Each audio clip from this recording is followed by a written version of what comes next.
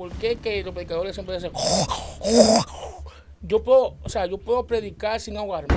Con respecto a la tierra, hay mucha gente que dice que es plana y otros son que es redonda. Era que los hebreos pintaban al diablo y le pusieron varios colores, pero el que más prevaleció fue el rojo. ¿Por qué la Biblia no registra qué pasó con Jesús después de los 12 años que entró a la iglesia? Que fue cuando la Biblia registra que Jesús entró a la iglesia a educarse, por así decirlo, en los principios bíblicos y demás. Y vuelve y lo muestra a los 33 años. ¿Qué pasó con Jesús en ese proceso?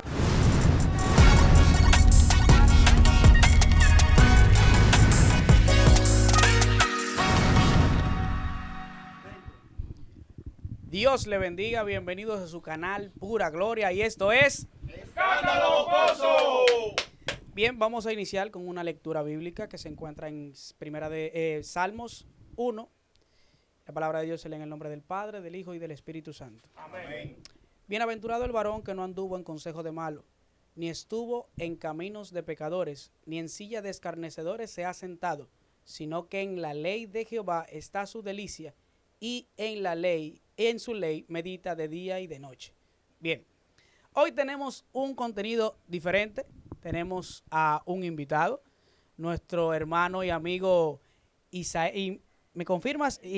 Isael Laurencio. Isael Laurencio. Y es su hermano.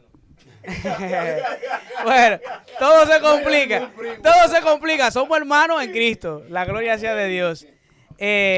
Vamos a tener una conversación muy dinámica y muy diferente de lo que hacemos diariamente en nuestro contenido.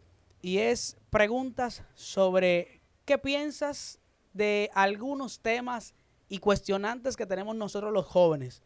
Por ejemplo, yo tengo una cuestionante y es que ¿por qué realmente los predicadores cuando suben al púlpito tienen que obligatoriamente leer la Biblia antes de empezar, por así decirlo? Que yo sé que muchos de los que miran este contenido tienen esa cuestionante. ¿Cuál es la necesidad de leer la Biblia? Vamos a ver. Empecemos con este tema para ver qué usted opina sobre eso. Bueno, mira, eso, ¿tengo alguna cámara?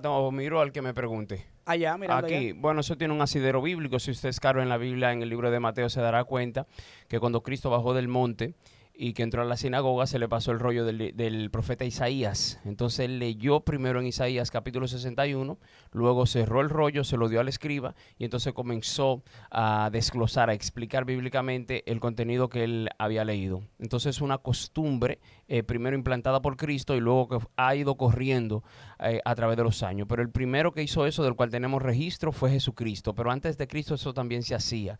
Lo primero que se hacía era abrir el rollo, el papiro, se leía una lectura, luego se cerraba y se explicaba la lectura que se había leído.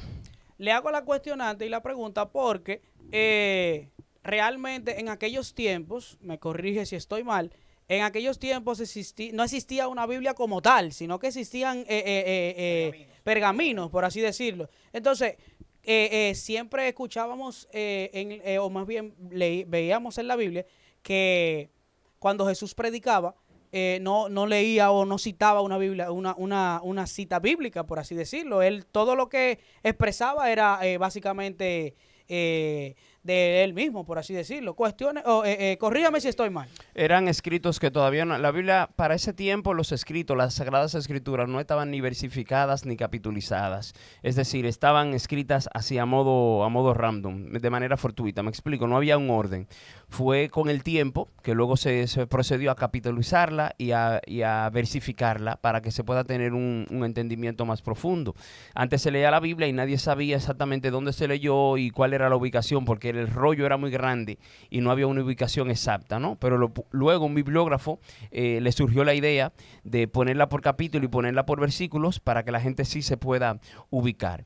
No era la que teníamos en la mano solo el día de hoy, sino más bien eran rollos, eran realmente pergaminos que se abrían y ahí estaba todo lo que nosotros entendemos hoy como Biblia, pero no tenía la organización que tiene hoy día. De hecho, cuando el texto en Mateo dice que abrió donde el profeta Isaías dijo, donde el profeta Isaías dijo. No exactamente dice Isaías 61, eso lo entendemos hoy ya por los estudios que se han hecho y las comparaciones, pero el texto dice, abrió donde el profeta Isaías dijo. O sea que no menciona el capítulo y el versículo cuando Cristo estaba haciendo uso de esa escritura. Perfecto, perfecto. Vamos a seguir con Reinaldo. Con cuestión de los predicadores, yo tengo una inquietud. ¿Por qué que los predicadores siempre dicen yo puedo predicar sin ahogarme? Claro que sí, de hecho la predicación que sin ahogarse es la predicación que más se digiere y la que mejor efecto realiza en lo que es la conciencia del ser humano. Hay predicaciones que levantan las emociones, que esa es la del grito de gloria, del ahogarse, del suscitar lo que son las emociones de las personas, pero hay una predicación que es la predicación que llama a la conciencia, que era la que Cristo utilizaba, la que Cristo tenía como modelo, ¿no? De acuerdo al libro de Mateo, capítulo 5, vemos cómo Cristo predicaba en el monte de la Buenaventuranza y lo hacía de una manera pausada para que el pueblo pueda entender lo que él estaba diciendo. De hecho, los mismos fariseos decían, nunca ha hablado hombre como este. La predicación de Jesucristo era pausada, era objetiva, era práctica, era entendible y no tenía ese sofocamiento que normalmente los predicadores actuales tienden a utilizar y que de acuerdo a las investigaciones que se han realizado es como para suscitar las emociones del pueblo. Pero Cristo no predicaba de esa manera, ni el apóstol Pablo tampoco. Otra cosita, yo te escucho con mucha fluidez. Que tú eres evangelista, profeta, pastor. ¿Qué tú eres? Bueno, yo soy siervo de Cristo por sus misericordias. Ahora, en la congregación donde me congrego, me ungieron como evangelista hace ya más o menos 10 años. Trabajé mucho en el ministerio de evangelismo, predicando en las calles, en los hospitales, haciendo misiones, pero en los últimos años me he dedicado más a lo que es la enseñanza dentro de la iglesia. Dígase, el papel de maestro, tanto en la iglesia como en el sector privado, en la educación aquí en la República Dominicana, eso es lo que ejerzo. Yo soy maestro de profesión y maestro ahora mismo en la iglesia. De los ministerios, el que más estoy ejerciendo ahora mismo es el de maestro bíblico y maestro secular. Una cosa derecha. Muchas gracias. Yo tengo una pregunta con relación a lo que usted estaba hablando, de que las escrituras aún no estaban como plasmadas, sino que estaban como random, como usted dijo. Yo quiero saber, como ya estaban en pergaminos, yo quiero saber si, así como estamos nosotros en este tiempo, que tenemos acceso, tenemos la Biblia, cada quien tiene su Biblia o tiene acceso a la palabra, yo quiero saber si en ese tiempo todos tenían acceso, todos tenían un pergamino o no, en ese tiempo. Bueno, en ese tiempo lógicamente no todos tenían un pergamino porque no todos tenían el nivel de preparación académica para poder leer el idioma en el cual estaba escrito el pergamino, que en aquel tiempo era hebreo y era griego. Se tenía que tener un dominio profundo acerca de lo que eran esos estudios y el pueblo, el vulgo normal, no tenía ese acceso. ¿Por qué? Porque a eso ellos se lo prohibían porque no eran estudiados o simplemente... Más que prohibírselo, necesitaban un grado académico para poder inmiscuirse en eso. No todo el mundo tenía ese acceso así como tal. El acceso era privado, si así se puede decir. En el caso de los escribas, en el caso de los fariseos, que eran los encargados de dar a entender o de explicar lo que eran las Sagradas Escrituras, ellos sí tenían una apertura más amplia.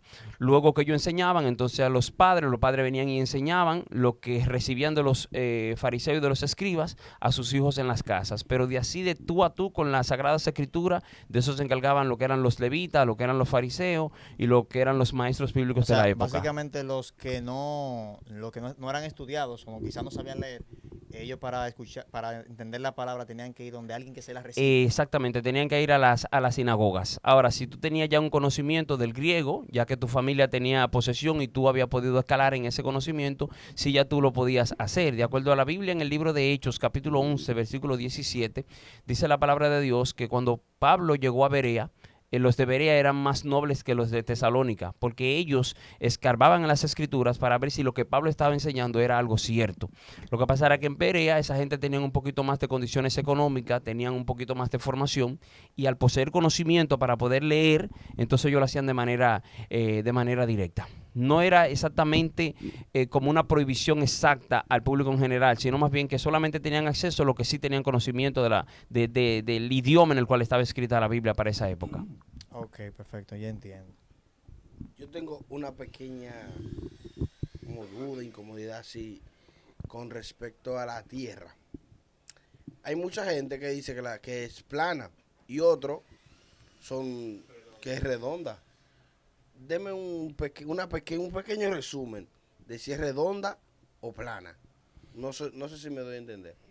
Exactamente, mira, la gravedad en la Tierra es como un 9.8 más o menos, de manera que yo todavía no he podido salir del territorio terrenal, valga la redundancia, pero de acuerdo a las investigaciones que se han realizado, se especula, todavía hoy se especula, y la idea que más ha prevalecido es que la Tierra es redonda. A sol del día de hoy dice, y ni siquiera redonda, es como geoide, de acuerdo a las investigaciones. Geoide como una forma de huevo.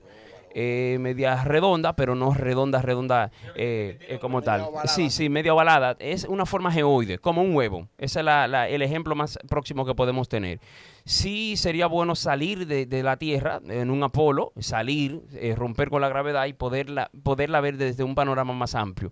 Pero todos aquellos que hemos tenido la oportunidad, por ejemplo, de abordar un avión, nos damos cuenta cuando el avión va en su trayectoria de que honestamente en el horizonte se ve como que se ve ovalada, es la palabra. De hecho, en el este, levántese mañana por la mañana temprano y dése cuenta cuando el sol está subiendo, que sube y todavía se ve que el asunto es como medio ovalado. No hay registro científico de que sea cuadrada, no hay registro científico de que sea plana. Todos los registros científicos que tenemos hasta hoy es que la Tierra es redonda. Pero yo sé que usted tiene una gran capacidad y mañana con investigaciones y con evidencias va a poder demostrar lo contrario. Pero para demostrar lo contrario y afirmarlo necesitamos evidencia, y no tenemos otra evidencia que no sea que es redonda. Maestro, hace unos días aquí había un tema muy interesante sobre la imagen del diablo. Es que la Biblia explica poco sobre la imagen del diablo. Entonces, mi teoría es, que todavía la tengo firme, era que los hebreos pintaban al diablo y le pusieron varios colores, pero el que más prevaleció fue el rojo. ¿Voy correcto? Siga. Entonces, para identificar que fue Dios que lo destronó y que fue parte de Dios, le ponen el trineo, la vaina esta, le ponen el tridente. Entonces, por el tridente decían, mira, es el diablo. Lo pintaban lo más feo posible. Para los brutos, los que no sabían leer, estudiar, esa gente no tienen esa capacidad de inteligencia, lo identifiquen con esa imagen. Mira, ese es el que te va a llevar. Esa es mi posición del diablo. Esa es su posición acerca del diablo. Sí, bueno, porque la imagen no dice eso, entonces los hebreos, eso es lo que afirman. Bueno, mira, la Biblia dice en el libro de Ezequiel capítulo 28 de que era un querubín precioso, era un ángel de luz, y que a causa de su propia hermosura, sus contracciones lo conllevaron a él rebelarse contra Dios. Era demasiado hermoso, de acuerdo a lo que dice la Biblia en el libro de Ezequiel. En todo caso, todo el asidero bíblico que tenemos da una connotación de que el diablo era hermoso, era un ángel de luz. Ese es el registro bíblico. Ahora, la concepción de que el diablo es feo, la concepción de que el diablo es malo, se ha conllevado hacia la humanidad de acuerdo al movimiento del Renacimiento, en el cual pasamos de una teoría a figuras escritas, a imágenes que se puedan ver y que puedan reflejar lo que normalmente se había escrito. Anteriormente al Renacimiento todo era escrito, todo era de ideas, todo era de imaginaciones, pero con el Renacimiento se comienzan a hacer cuadros, se comienza a hacer la Mona Lisa, se comienzan a hacer un sinnúmero de cosas que ponen de manifiesto las ideas plasmadas. Entonces, como el diablo es lo contrario a Dios y la concepción de Dios es algo bonito, obviamente lo contrario, el antagonismo tiene que ser que el diablo es feo. Entonces, por eso, mientras más ponían a Dios como bonito, más ponían al diablo como feo. Nosotros tenemos la concepción de que Cristo es bonito. Nadie tiene la concepción de que Cristo es negro. Nadie tiene la concepción de que Cristo es como un marrón o con los moños malos. No. La concepción de Dios en términos generales es de hermosura, es de claridad. De hecho, dicen que hasta el poloché negro es de mala suerte. Sí. Y lo blanco, eso también lo discutimos. Lo blanco lo conciben con la buena suerte, con lo limpio y con lo bueno. Lo negro lo conciben con lo malo. No, tú tienes un corazón negro. Sí. Ya tú sabes que es que tiene un corazón malísimo, ¿me explico?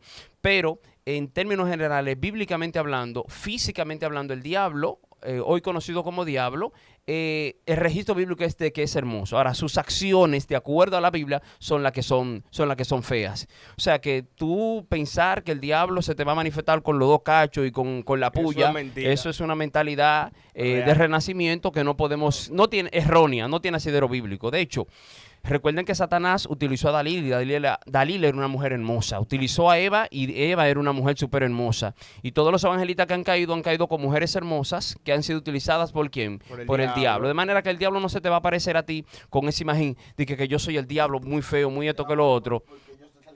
Él con su hermosura te puede convencer y arrastrar hasta el mismo infierno. Que Dios te libre. Una pregunta, ya para culminar conmigo. Hábleme un poquito de la relación judía, de la religión judía, que es el Tanakh. El Tanakh. Sí.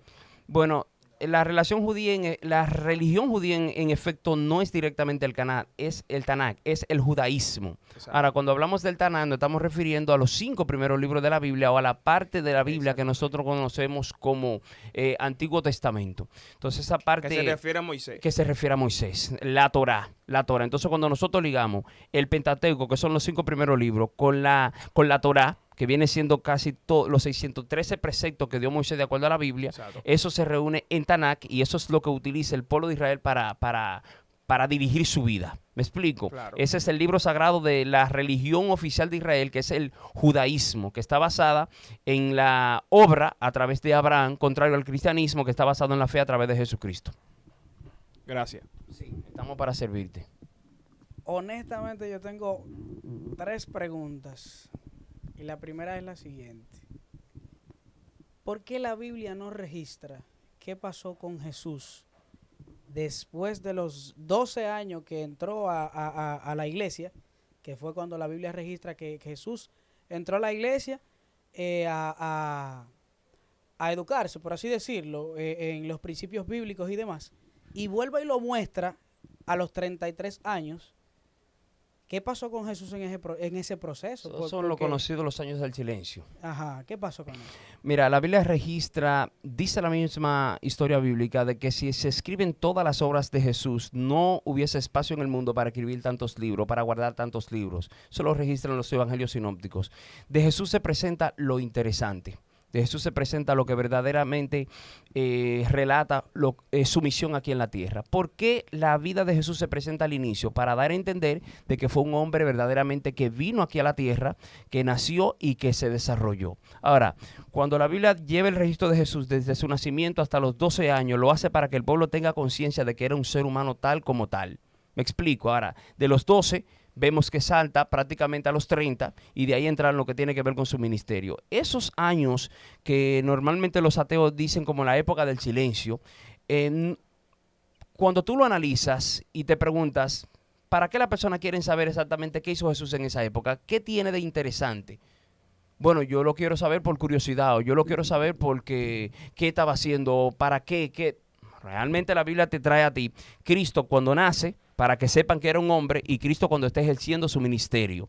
Pero si hay alguna curiosidad, cuando tú haces una comparación bíblica, tú vas a una dicotomía funcional entre lo que tiene que ver el crecimiento de un joven en el pueblo de Israel para la época de Cristo, y tú lo que tienes simplemente que comparar. Si Cristo vivía en su casa, si Cristo era un muchacho sano, si Cristo era un hombre que se manejaba en aquella época conforme a la ley, vas, estudia usos y costumbres de los jóvenes en Israel para esa época y te darás cuenta de que la vida de Jesús era una vida que iba de la mano con las tradiciones judías, viviendo en su casa, cumpliendo con los mandatos y preceptos de la Taná.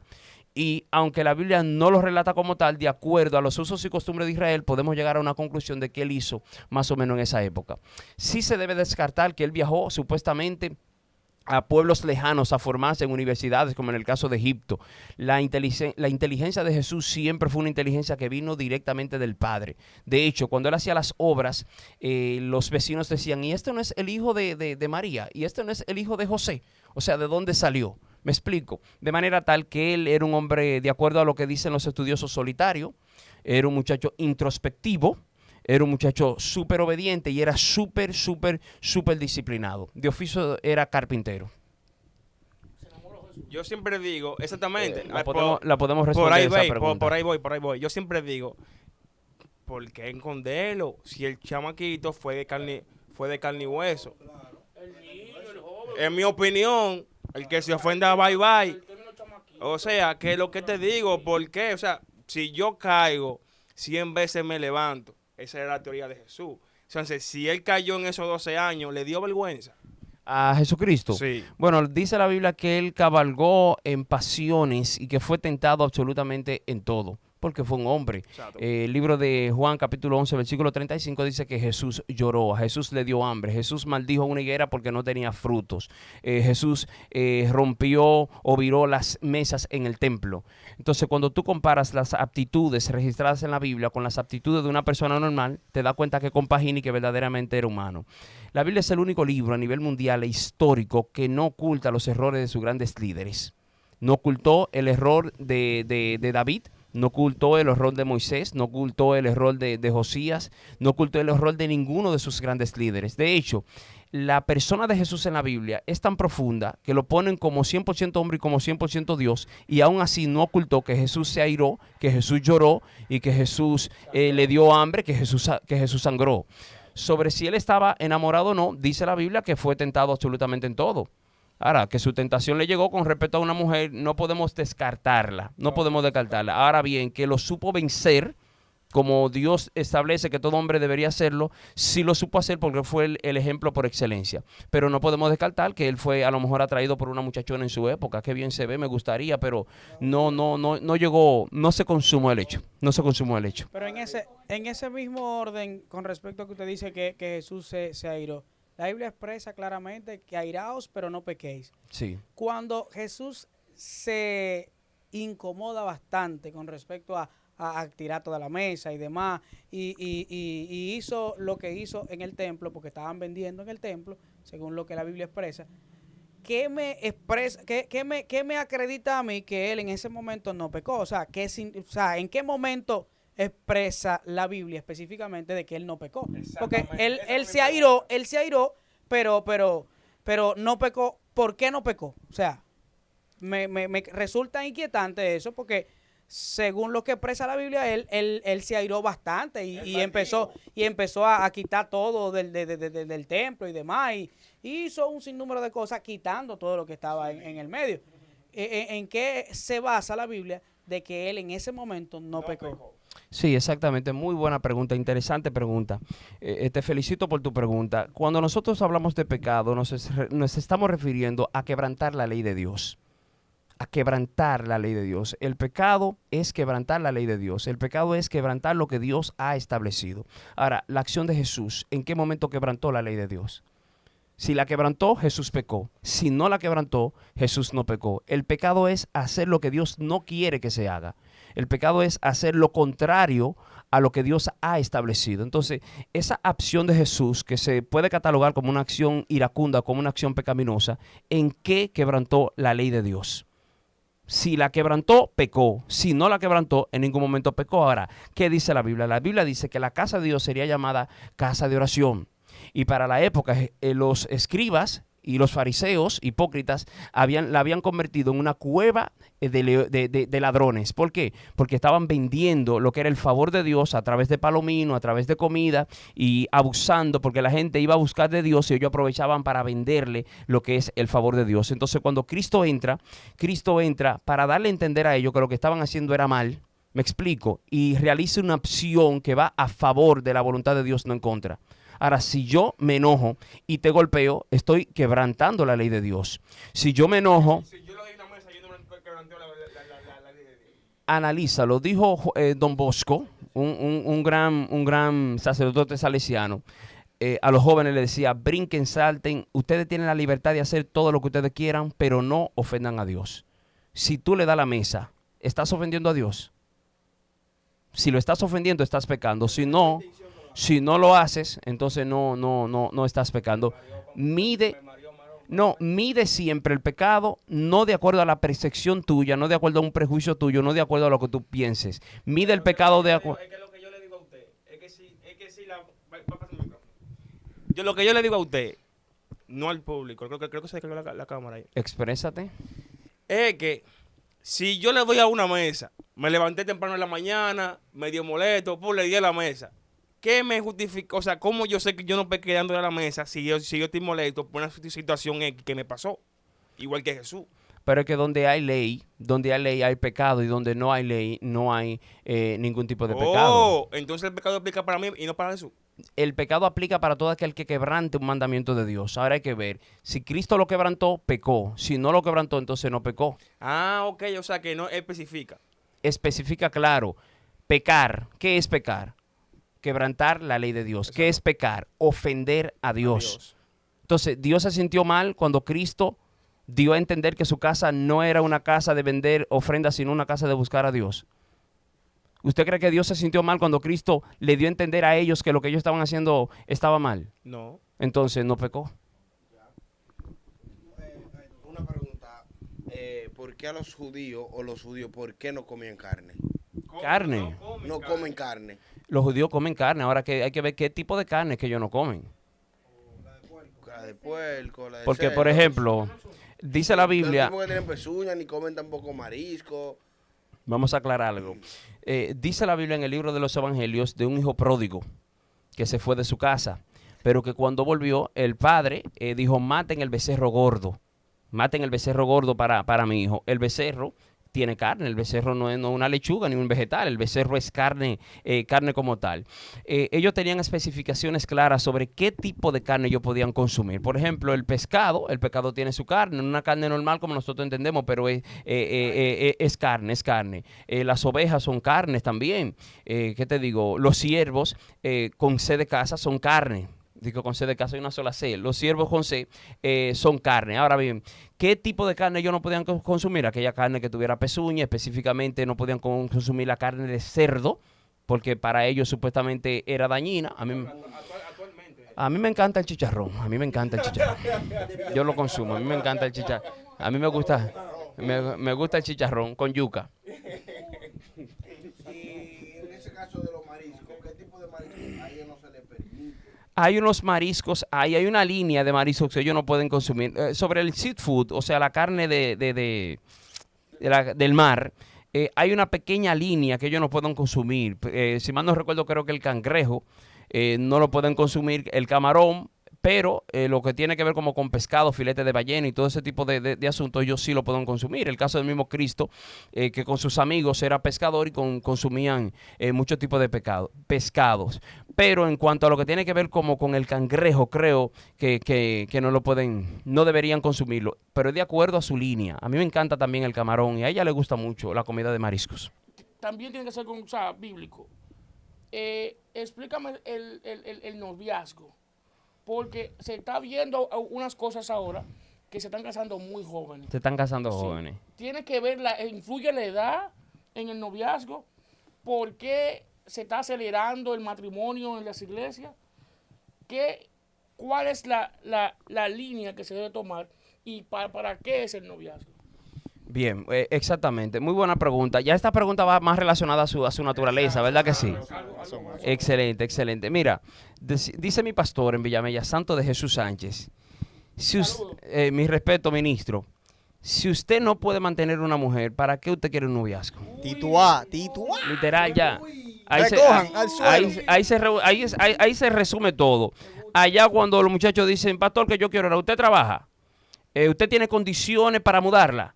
No, que si no tiene condiciones usted para mudarla, ¿para qué usted quiere? ¿Para qué usted quiere tener ¿Para qué usted quiere tener una novia? De hecho, cuando tú publicas que tú dices que ya yo estoy orando, allá tú tienes, y me lo aplicaron a mí y a todo, nuestra iglesia tiene 17 años y esa teoría siempre ha existido. Te comprometes hoy, tú tienes 365 días que te cuentan para atrás para casarte. Eso de 2 años de noviazgo, de 2 años y medio, eso no existe allá. Tú tienes 1 año. O sea, porque cuando ya tú publicas que tengo amores con ella y para yo casarme, o sea, tú tienes 1 año. 1 año para tú hacer lo que va a hacer. Y una pregunta, Eso de 2 años, 3 años, nada de eso. Ahí es que vienen los problemas. Pregunta, yo he escuchado, porque yo tengo muchos amigos que están comprometidos, y hay algunos que me han dicho de que en el periodo de compromiso y noviazgo ellos no se pueden dar ni un beso. O sea, yo quiero saber esa parte. Si en el noviazgo está permitido que ellos se besen o no. Mira, el asunto de la permisividad, de si se pueden dar el beso o no, las leyes están escritas. y las normas están establecidas. Ahora hay que ver quién le está cumpliendo.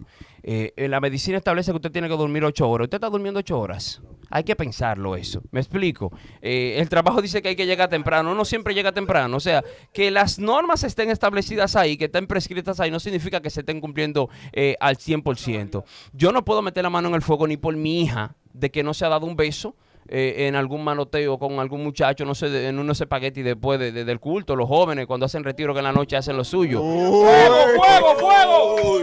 Agárrense. No, el mejor definitivamente. No podemos ocultar el sol tapar el sol con un dedo. Dígame la real. Se han visto. ¿Me puedo yo besar si estoy empezando a orar con la sierva? ¿Sí o no? Bueno, la Biblia dice que todo es lícito. Ay, Dios mío. Pero pero que no todo, pero que no todo conviene. Tiene que manejarte. Isael, Jairon detrás de cámara. El drama, ¿qué le llaman a él? El hombre de los colores detrás de cámara, el hombre de colores. Hermano, Este tema está profundo, Isael. se nota, estamos en aguas te profundas. estás salvando porque estoy detrás de cámara, varón. Pero no ¿Qué te vas a salvar ni porque estoy detrás de cámara. ¿Qué tenemos? Isael, ¿sabe que la sierva Wendy estuvo diciendo de que ella aprobaría antes de casarse? ¿Qué usted cree sobre eso? ¿Quién fue que dijo eso? Aprobar a comer chuleta, Carne cruda. Mira, carne cruda antes de casarse. ¿Qué usted opina? vamos a hacerlo de manera sencilla. Tú dices que la sierva Wendy dijo eso. Mira, imagínate que yo te diga, mañana ve al Palacio Nacional de la República Dominicana y entra, toma esta firma mía. ¿Tú irías? No. ¿Por qué no? Porque yo no sé el nivel de poder que usted tiene. Bien, entonces si el presidente Luis Abinader te dice, mire ese papel y mire este número de teléfono, ve al Palacio Nacional y cuando tú llegues llámame que tú vas para adentro, ¿tú irías? Ahí yo voy. Entonces la palabra se toma de quien la dice. La palabra se toma de quien la dice. Wendy, mi respeto para ella, es una mujer. No soy yo que me voy a prestar aquí a hablar mal de una mujer, pero por tu fruto la Biblia dice que lo conoceréis. ¿Me explico? Yo no creo que, con el respeto que ella se merece, sea la persona correcta como para decir algo que nosotros debamos llevarnos de lo que ella dice. Si no fuera Wendy, ¿qué tú opinas sobre eso? Si no fuera Wendy, depende. Yo que lo digo, ejemplo. El drama. No, es que la, El drama. la palabra del Señor, mira, la Biblia dice de manera clara, escudriñad las escrituras porque a vosotros parecen en ella tener la vida eterna. Y dice el libro de Timoteo también, toda la escritura es inspirada por Dios para redarguir, para instruir, para enseñar, a fin de que el hombre sea enteramente preparado para toda buena obra. Esto no depende de lo que yo diga, de lo que usted diga, esto depende de lo que la Biblia diga, de lo que la Biblia enseñe. Entonces la Biblia es clara. La Biblia es clara y honestamente, aunque la carne nos traicione y nos veamos inmiscuidos en eventos que a la larga nos traigan problemas, no es lo más beneficioso que una persona tenga contacto sexual antes del matrimonio. ¿Por qué? Porque se despiertan aptitudes corporales que luego se convierten en un vicio, en una seguidilla y traen problemas serios. La verdad es que traen problemas serios. ¿Me explico? Otro beso, y eso principalmente en jóvenes, en jovencitos adolescentes. Si son personas mayores ya el conocimiento o el cuidado sería otro. Pero en jóvenes adolescentes no es lo mejor. Ocurre. No nos vamos, señores, vamos a ser sinceros. Ocurre. De que ocurre. Pero sí, responsablemente. No, yo lo de. ¿Cuál es la cámara, Jairo? ¿Dónde es que hay que ver? Responsablemente. Ocurre. Es que ocurre, verdaderamente ocurre. De hecho, yo lo digo claro, ni siquiera por mi hija, que es mi hija, yo entraría la mano en candela a decir que ella nunca lo ha hecho y es mi hija. Me explico, imagínate por otra persona mala, cual yo he criado, con la cual yo he vivido. Entonces, ¿es pecado sí o no? No es conveniente. Es que, varón, disculpe, es que el mismo David decía cuando oraba por sus hijos y demás, que él oraba claramente diciendo, perdona los pecados aún los que desconoce de sus hijos. Job.